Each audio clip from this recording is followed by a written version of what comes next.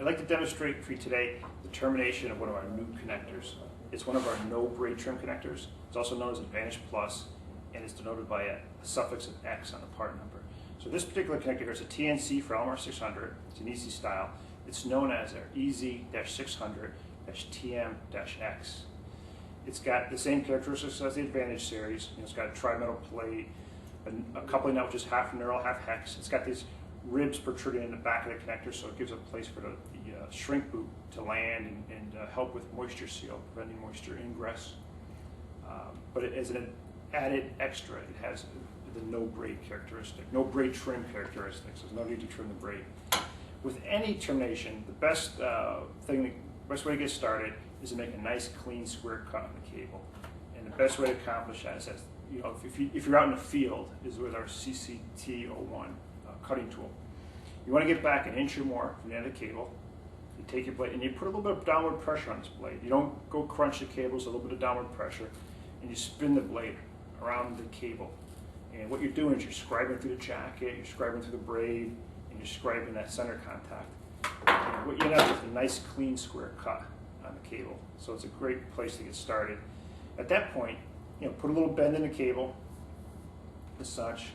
You can either, at this point, either put the shrink boot and the ferrule on there, or prep it. But in this case, we'll put this shrink boot first, a 3-to-1 Adams shrink boot. Ferrule, place the ferrule over the cable. You take your CST-600 tool, and whether it's Advantage style connectors or Advantage Plus or no braid trim, it's all the same tool. They're all designed to work with the same tool. This is CST-600. What you want to do first is you want to take side one, just look in the back and make sure there's not a pellet or something left in there from the last time the tool was used. Make sure that's clean. Place this tool onto the cable until it stops. And you start turning around the cable as you're depressing the thumb switch. And once this thumb switch bottoms out, you want to make it, another 2 or 3 revolutions of the tool around the cable. At that point, while you're still depressing down on the switch, you pull that pellet off the cable, and now you've exposed the center conductor of the cable, the proper amount for the termination. And in some cases, you'll have a little bit of film left on there.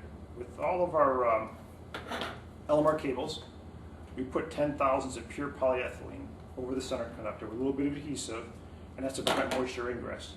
So sometimes this adhesive will be removed when you take that pellet off, and sometimes there'll be a little bit of residue. But if there is a residue, you want to just pop that residue off with the center contact. At this point, go back to side 2 of this tool here, and on the end of side 2, there's a deburr tool.